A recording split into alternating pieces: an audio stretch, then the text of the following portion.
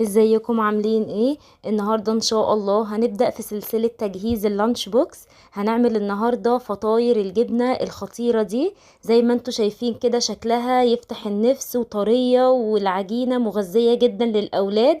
هنعملها ونبدأ ان احنا نفرزها في الفريزر ونطلعها وقت الاستخدام. يلا بينا نشوف الطريقة ونشوف المقادير مع بعض.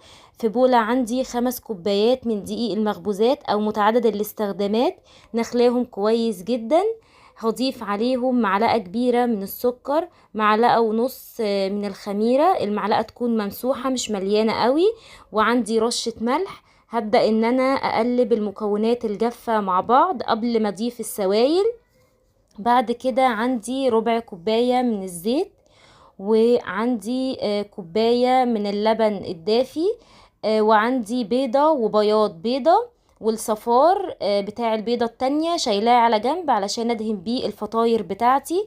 هبدأ ان انا اعجن العجينة بتاعتي، وعلى جنب كنت شايلة نص كوباية من اللبن او من المية. هبدأ ان انا اضيفهم بالتدريج كده لحد ما الاقي العجينة بتاعتي لمت معايا بالشكل ده. بعد ما بتلم معايا ببدأ ان انا اضيف 60 جرام من الزبدة الطرية بدرجة حرارة المطبخ، حوالي ربع كوباية. ببدأ ان انا اعجن كويس جدا بالشكل ده. بعد كده بنزلها على الرخامة وابدأ اعجن فيها كويس جدا مدة ما تقلش عن 10 دقايق، لحد ما الاقي العجينة بتاعتي بقت ناعمة جدا ومش بتلزق في الايد.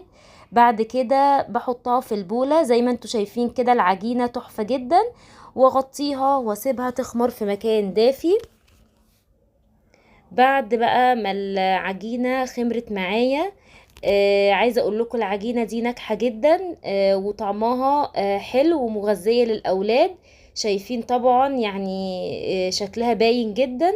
هبدأ ان انا بقى اطلعها من البولة واشكلها لكرات متساوية الحجم، الحجم اللي احنا حابينه طبعا. وبغطي الكرات وبسيبها ترتاح شوية. بعد كده هبدأ بأول كورة أنا شكلت بيها برشة رشة دقيق على الرخامة، وابدأ ان انا افردها على شكل دائري كده. طريقة التشكيل سهلة جدا. هبدأ ان انا اقطع كده من كل جنب خطين كده. بسيبها بتكون مقطوعة من تحت، ومن فوق اخليها ثابتة علشان ابدأ ان انا اضفرها وما تتقطعش معايا. بجيب بقى كل جنب بضفره بالشكل اللي انتوا شايفينه ده.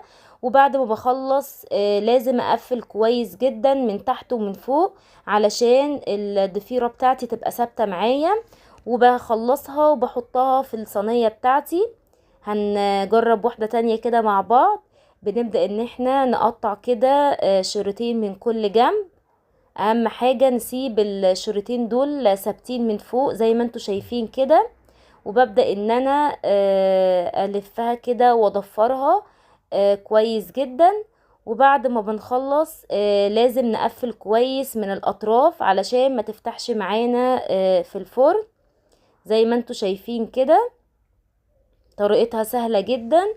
اهم حاجة ان احنا ايدنا تكون سريعة علشان الفطاير بتاعتي كلها تخلص في وقت واحد، لان احنا الفطاير دي بعد التشكيل مش هنسيبها تخمر.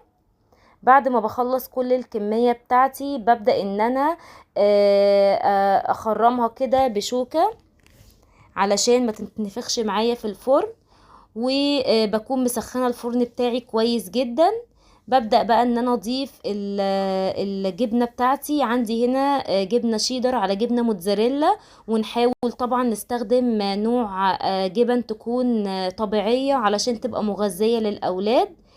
وببدأ ان انا ادهن بقى الفطاير بتاعتي بصفار البيضة عليه معلقة لبن ونقطة خل.